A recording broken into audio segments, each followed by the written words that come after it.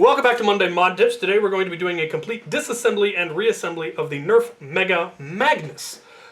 We'll take a look at the controls first. This is a top primed internal magazine blaster, so you pull it back to prime it. You then can load darts into the internal magazine. While it is primed back, the trigger is locked, so it can't slam forward, as would be bad.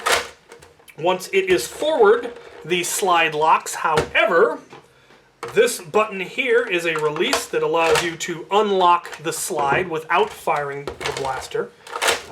This can lead to jams, of course, if the blaster was already primed. There is also a partial slide lock. So once you go about halfway back, the slide locks and it can't go forward anymore. Once you go all the way back, there isn't a slide lock preventing you from moving the bolt once it's been unlocked. But once it's forward, then it does lock until you fire. So let's get it open and take a look at everything. The screw posts are smaller and do require a smaller screwdriver for most of them. Some of them are closer to the surface. There are 3 longer screws. The one here in the very front, top front corner, is a longer screw. There is then another longer screw in the back corner of the slide.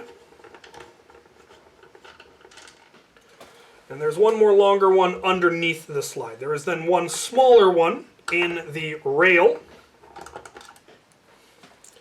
And then all the rest of all the ones are the same size. So we will take off the slide so we can get to that last long one.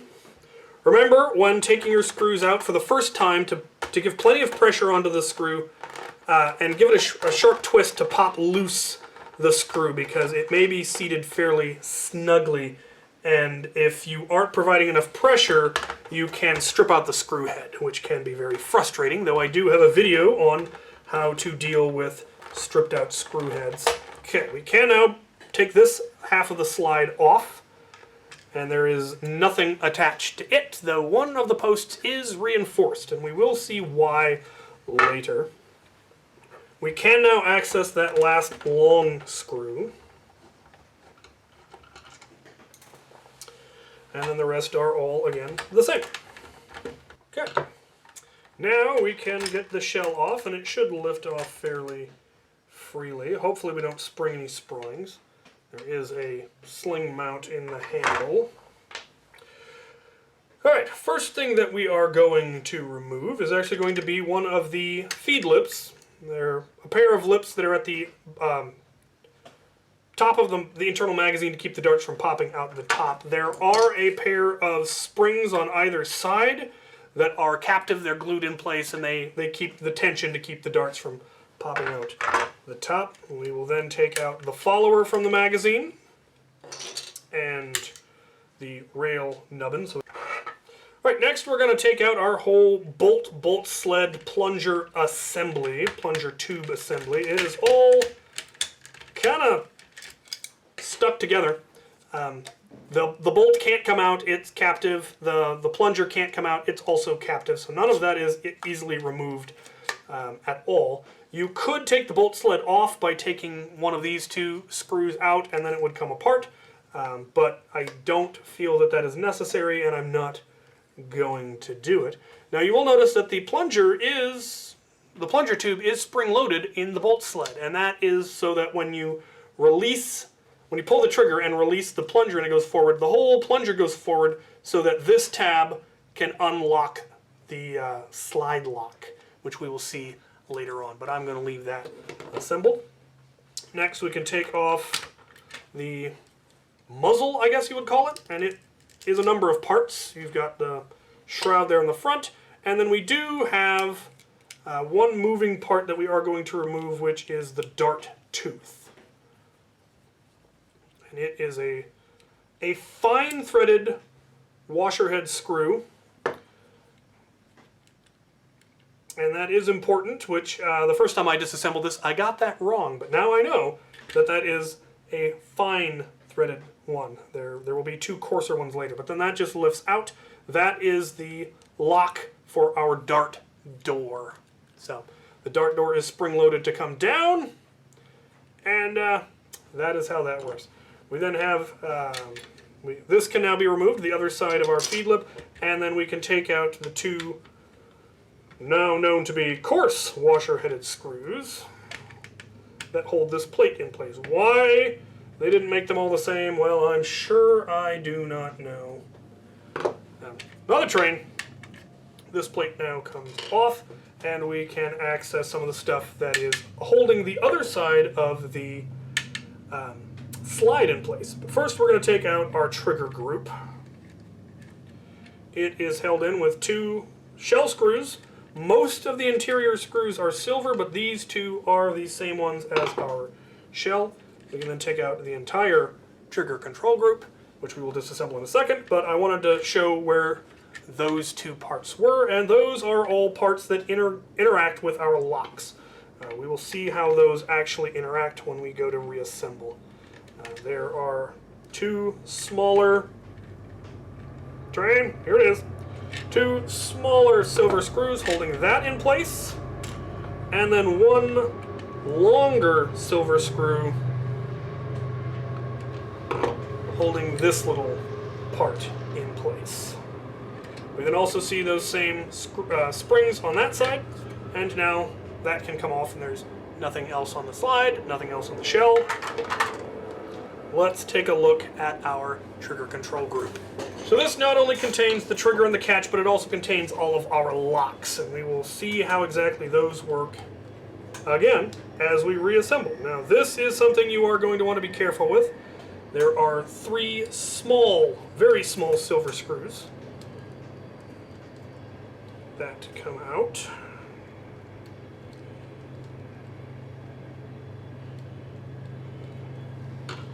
Now there are a number of clips. Now, pretty much, in fact, I believe every single part that is on the inside of this has its own spring. Now, those springs are fairly captive, but that doesn't mean they won't try to spring if given the opportunity. So, it is now clipped together, so we are going to need to get those clips to release, hypothetically, without springing parts all over the place. So be gentle. You don't want to break the clips, and you don't want to shoot your springs along. So just be careful as you take it apart. We have our slide release. We have our slide lock. We have our partial slide lock and its catch. We have our trigger lock. We have our trigger. And we have our catch. And now we are fully disassembled and we can start reassembling. We're now going to start reassembly, starting with our trigger group. First part we're going to put in is this, which is our catch, and it's going to go right there in the second of the two notches from the right side. We are then going to put in this,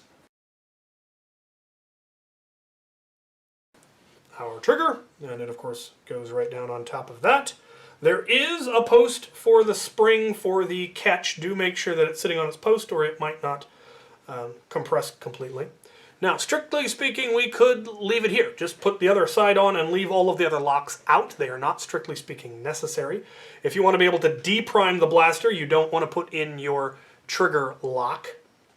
And if for some reason you don't want to have slide locks in place, you can leave them out as well. But we are going to show where they go, starting with this part, which is our trigger lock. And it sits right there, and in its natural position where it wants to sit, it does in fact lock the trigger. It's just a mechanical lock. This tab comes down and locks on our trigger. When the slide goes forward, part of the slide will force this up, and that will then unlock our trigger, and we can pull the trigger and it will release the catch. So that is how that works. The next part we're going to be putting into place is going to be our partial slide lock. So when the slide is partially back, it locked, you will recall. And the two parts that control that are this part, which sits down in this lowest cavity, and it needs to sit so that there's an angled, focus, you're not focusing, there we go. the angled little slope on the top portion needs to be pointing towards the front of the blaster. This tab on the side should be sticking up. And I will get you a close picture of how everything should be sitting when it's all together. Again, this also has a post that the spring goes on, which helps to get things aligned. The next part is going to be this part. And it's another weird looking one. It has a little pointy notch that needs to be pointing towards the back of the blaster. So the tab here needs to be towards the top, the spring is towards the front, and it is a little tricky to kind of get it in there. It does not have a post for the spring, but it is going to slide all the way down, and these two interact. So when this part gets pushed all the way down, this, not having the other side on, you know what, I'm going to wait until I get the other side on for that. The last two parts go up in this little section. We have this part. And this is in fact our primary slide lock. This is what locks the slide when the blaster is primed. And it's going to fit in right there so that it hinges down. It doesn't feel like it's in place properly, but it is. And then the final piece is this weird looking piece. And this is in fact that slide lock release. And there's a post right down in there that the spring sits on, and it just kind of hangs out. The way it works is when you push down on it, it forces down our slide lock. All right, here's what it should look like when everything in its proper place. Now we are going to put the other side on, and this is probably the trickiest part of this whole operation. There is one large hole right there, and that is what our catch, our slide lock release needs to be in. And now we are going to push it down, and again we want to be very careful not to spring everything. This is why those catches, the fact that it clips, is nice, because if we start on this bottom clip and clip as we go, then everything kind of gets locked into place as we go, and we don't have to worry about any of our springs getting sprung. We can now see how everything works. We cannot pull the trigger because our trigger lock is engaged, but when this gets pressed, now we can. And you can see how pulling the trigger lowers the catch, though not a lot. Up front, this is our slide lock. When this is up, it will lock the slide. When something pushes on this tab, it gets lowered, and that will unlock the slide. Alternatively, when we push on this button, it unlocks the slide. And then these two are probably the more complicated of the two. If I can show it. When this gets pushed all the way down, it locks down. And then when you push forward on this, it unlocks. And that is our partial slide lock. And we'll see how that works once we get the trigger control group reinstalled. We then do have our 3 small silver screws that hold this together. There is one here towards right above the trigger that holds that together. There is then one right here between our slide lock and our trigger lock. And finally one down here on the corner of this raised section.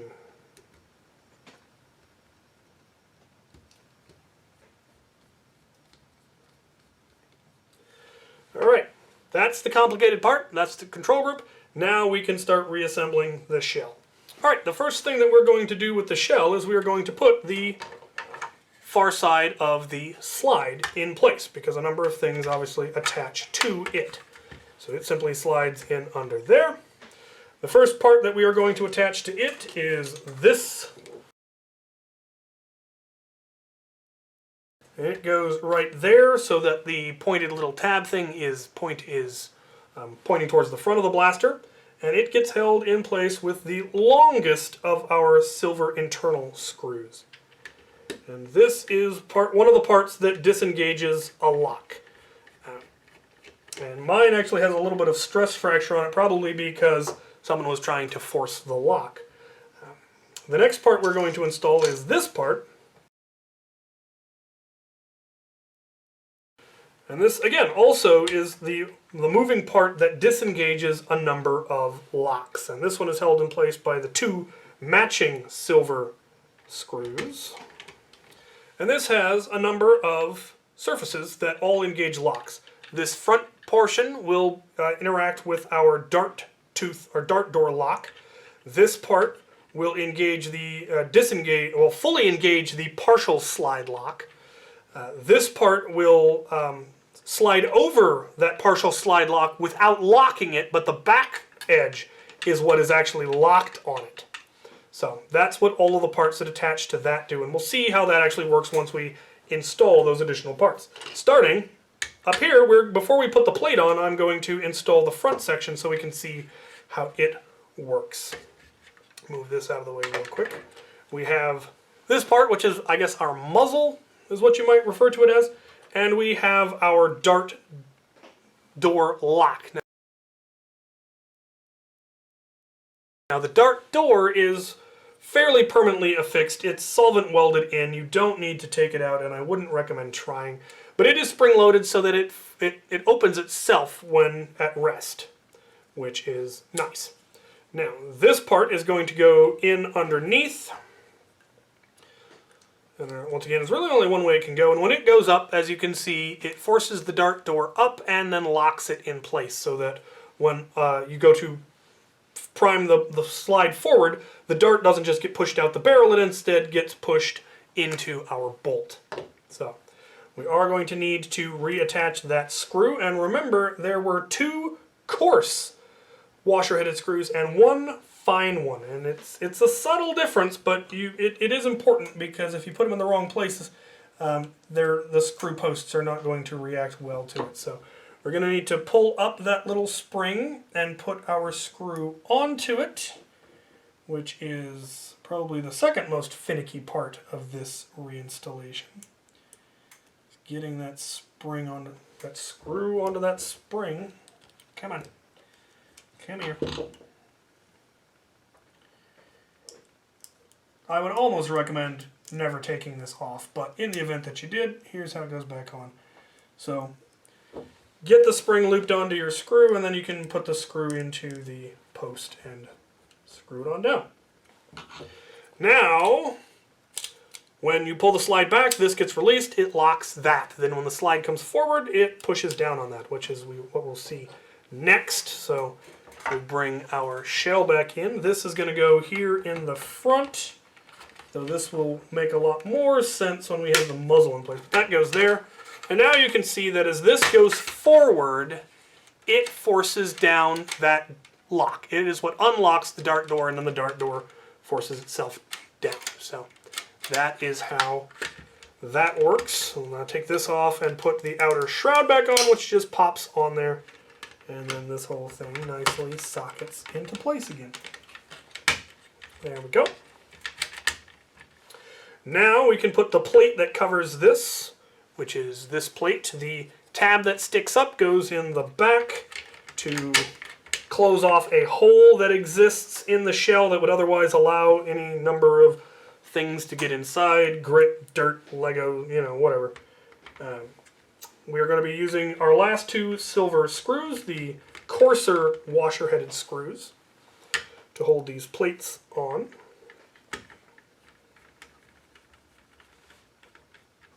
Next, we are going to put on our magazine feed lip, the top part. There are 2 different sides. One's right, one's left. The smooth side should be towards the inside of the magazine. The long tab should be towards the back of the blaster. It's going to go under the 2 little loops there and then under this loop on the top here, and that is what will ultimately hold it in place. The 2 springs on the side are what force it together to keep the darts from popping out the top, and it is lovely. Okay, now we are going to put in our trigger control group, and we'll be able to see how, again, some of the locks work. So, trigger control group simply slides down into place. There's a couple of posts that it sits on, and it should lock in nicely. There are then just 2 of the standard shell screws that hold it in place, one down here in the bottom corner.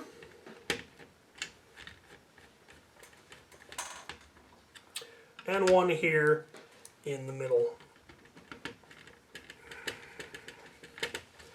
Now, as we pull back the slide, we see that hook that I mentioned that's attached to the far side come and slide over the top of that partial slide lock, but doesn't push it down far enough to actually lock it down.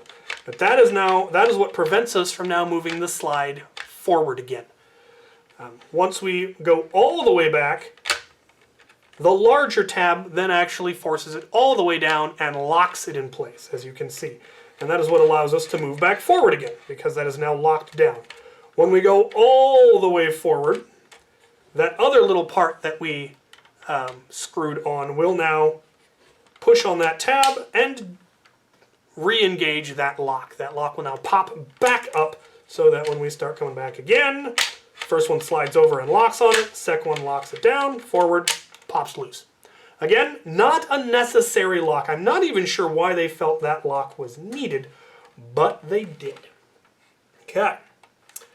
Next thing that we are going to install is going to be our main plunger bolt sled assembly. Remember, it is spring-loaded to pull the plunger tube forward so that that tab will disengage a lock. And so we are going to put our main spring in, put it over its post, and then this whole thing is going to get pushed back and down.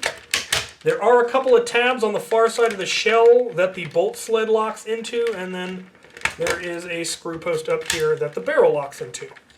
It should all lock down fairly smoothly. Now, you'll notice that the gray slide lock right there is being held down by that tab on the plunger tube right there.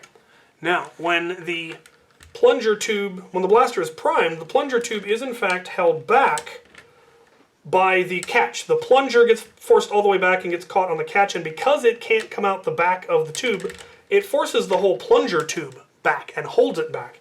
And that is what causes the slide lock to pop up and engage and prevent you from priming the blaster if it's already primed. Now, if you want to be able to deprime the blaster, you're going to need to remove that. That lock will need to be removed in order to be able to deprime the blaster. You'll also need to remove the trigger lock if you want to be able to deprime the blaster. And since that's a fairly common modification, those would be the ones that you would need to remove. You might as well, while you're in there, remove that partial slide lock because, again, you don't need it. So if you want to be able to deprime this blaster, remove all of the locks from the trigger group. Just leave the trigger and the catch.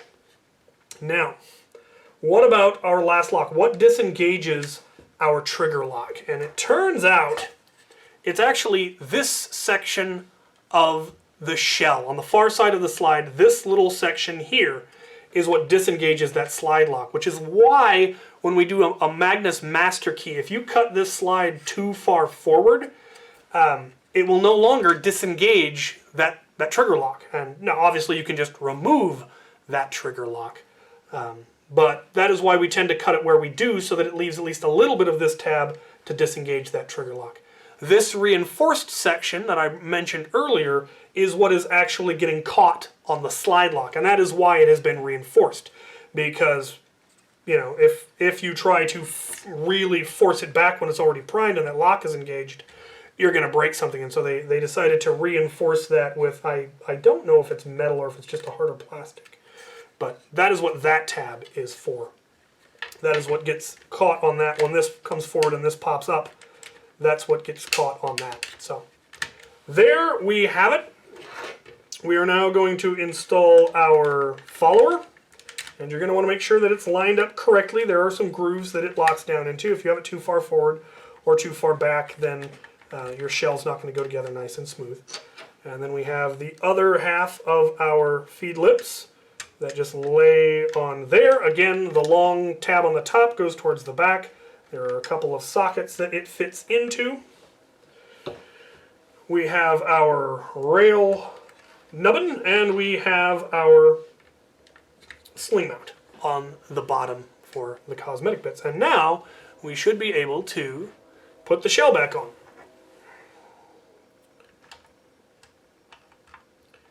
And the part that you need to be careful about are those feed lips. Now, unlike pretty much every other blaster, this one isn't going to go together and stay together quite as smoothly as you would like, and that may have you somewhat alarmed. Don't worry, that's the springs on the feed lips forcing the shell open. So as long as when you push it together, everything else is lined up correctly and everything, there aren't any major bulges or gaps, then you're probably fine.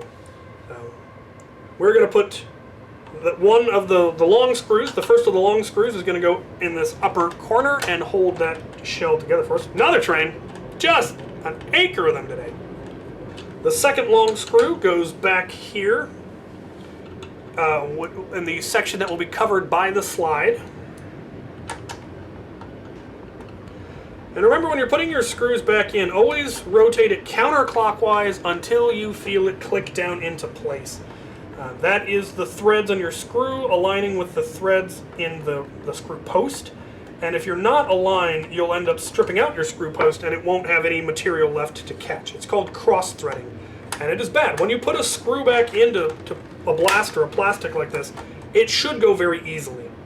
You shouldn't have to really force the screw, and if you're doing that, you're cutting through your threads and you're tearing up the internals. The last long screw goes here in the back corner of the slide. And finally, we have our one short screw goes here in the rail. All the rest of the screws are the same, so it doesn't matter what order you put them in. There we go. Let's take a look and make sure all the controls are working. The trigger is unlocked. As we prime back, it locks part way. That is correct as we go. And the trigger is locked. We go all the way back. Come forward. The slide is now locked unless we press this button, which then unlocks our slide if we should so desire. And then we can fire. So there you have it, the full disassembly and reassembly of the Nerf Mega Magnus. Survey for what blaster I do next will be down in the description. I think the current two that are in the lead are the Strong Arm and the Long Shot, so one of those will be next, and then the other one will probably be after that. But feel free to vote on whichever ones you want, add additional ones if they're not on there. Be sure to check the playlist to make sure the ones you're voting on haven't already been done. I hope this was helpful. Thank you guys for watching.